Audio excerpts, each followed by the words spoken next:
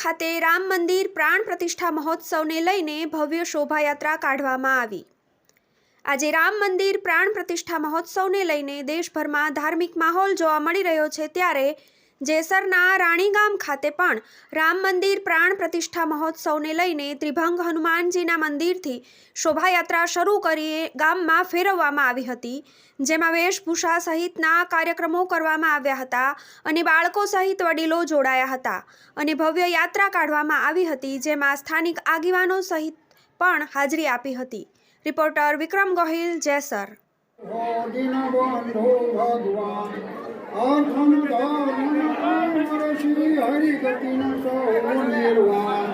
जन्म जन्म सियाराम जी पधारो हे वरदान न्यास राम नगरिया राम की हरि वसे सर्जिते की।